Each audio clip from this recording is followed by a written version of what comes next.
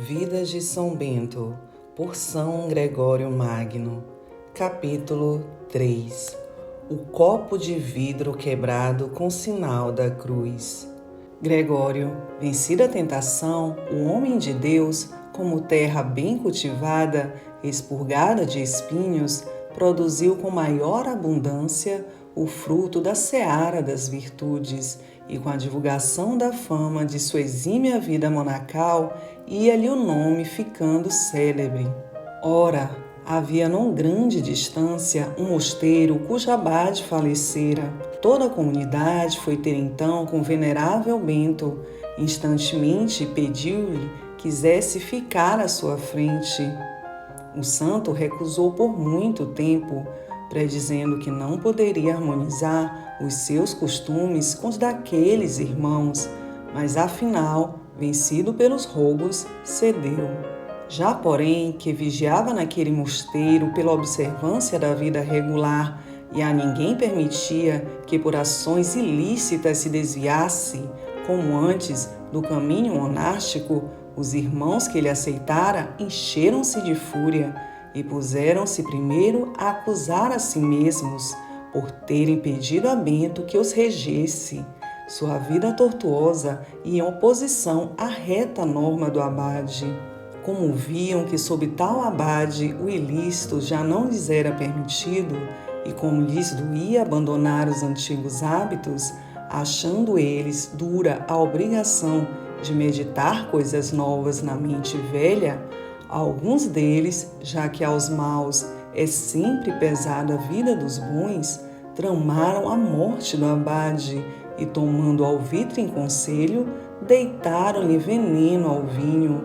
Quando apresentaram ao pai, sentado à mesa, o copo da bebida pestífera para ser abençoado segundo o costume da casa, Bento estendeu a mão e fez o sinal da cruz.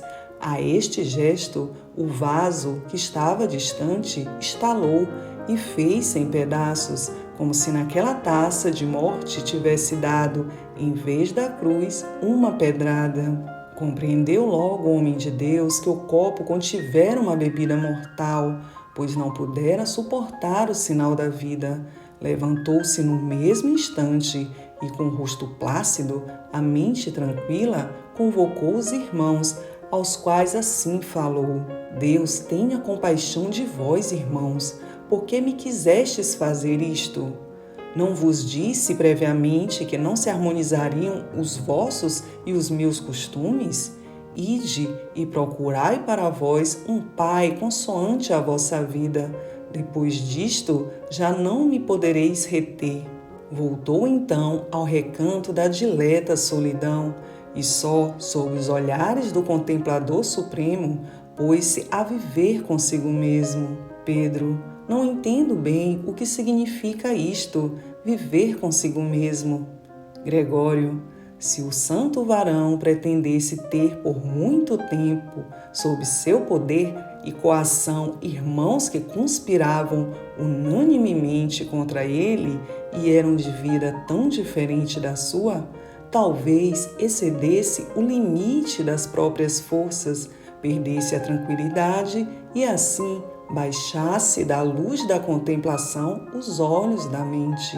Cansando-se em lidar cada dia com a incorreção de outros, cuidaria menos de si próprio e, desta forma, talvez viesse a perder-se a si sem achar os outros, pois quando somos arrastados muito fora de nós pela agitação do pensamento, continuamos a ser nós mesmos, mas não estamos em nós mesmos, porque deixamos de olhar para dentro de nós e vagamos pelas outras coisas. Acaso diremos que vivia consigo mesmo aquele que partiu para longe, consumiu o quinhão recebido e se empregou na casa de um habitante do lugar, deu de comer a porcos que via fartarem-se de favas enquanto ele mesmo tinha fome? Depois, porém, começou a pensar nos bens que perdera, e então foi escrito dele.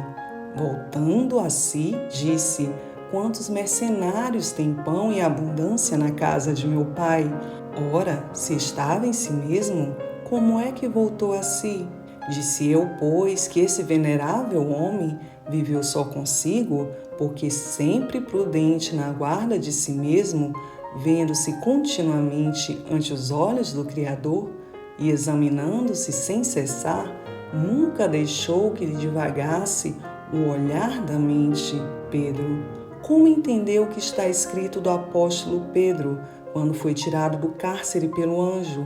Ele, voltando a si, disse: agora sei na verdade que o Senhor enviou o anjo e me livrou do poder de Herodes e de toda a expectativa do povo dos judeus. Gregório, de dois modos, Pedro, somos levados para fora de nós ou caímos abaixo de nós mesmos pela queda do pensamento, ou somos transportados acima pela graça da contemplação.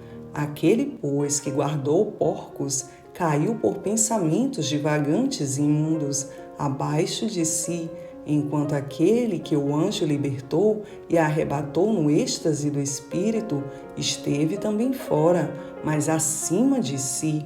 Cada um deles, portanto, voltou a si. Um, deixando as obras erradas, recolheu-se à própria alma.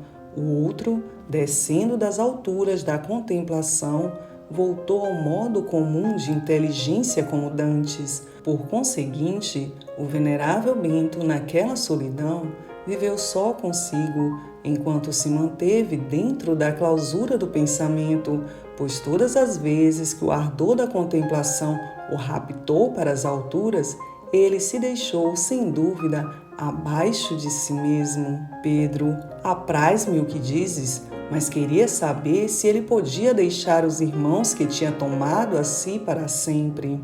Gregório, em minha opinião, Pedro, julgo que onde existem alguns bons que possam ser ajudados, devem os maus ser suportados com paciência, mas onde falta por completo o fruto dos bons, torna-se finalmente inútil o trabalho gasto com os maus. Mormente-se perto a outras condições capazes de produzir fruto para Deus. Por causa de quem ficaria o santo homem ali, tendo todos em peso contra si? Muitas vezes também no espírito dos perfeitos se dá uma coisa que não devemos passar em silêncio. Vendo sem resultado seu esforço, passam a outro lugar, onde trabalhem com fruto. Por este motivo, aquele grande pregador que ardia por dissolver-se e para quem Cristo constituiu viver e a morte lucro, que não só apeteceu os sofrimentos para si, mas ainda inflamou os outros a tolerá-los, esse grande pregador, quando foi alvo de perseguição em Damasco, procurou para evadir-se a muralha, cordas e um cesto, e quis ser baixadas ocultas. Diremos porventura que Paulo temeu a morte, que ele próprio afirma ter cobiçado por amor de Jesus? A verdade é que, vendo esperá-lo ali menos fruto e maior trabalho, se reservou para trabalhar em outra parte com maior proveito, pois o robusto combatente de Deus não quis ficar encerrado no acampamento, mas buscou o campo de batalha, donde também em breve verás, se prestares atenção, que o mesmo venerável Bento não deixou de lado tantos rebeldes quantos ressuscitou alhures da morte da alma.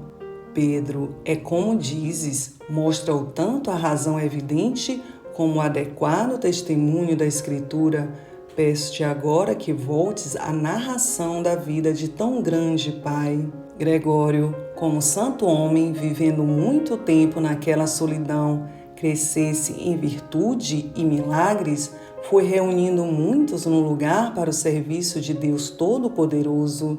Pôde assim construir, com a ajuda de Jesus Cristo, Senhor Onipotente, 12 mosteiros, em cada um dos quais colocou 12 monges, sob o abade instituído. Consigo, porém, conservou alguns poucos, que julgou conveniente se formassem ulteriormente em sua presença. Por esse tempo também começaram a fluir de Roma pessoas nobres e piedosas que lhe davam os filhos, a fim de que os criasse para Deus Todo-Poderoso.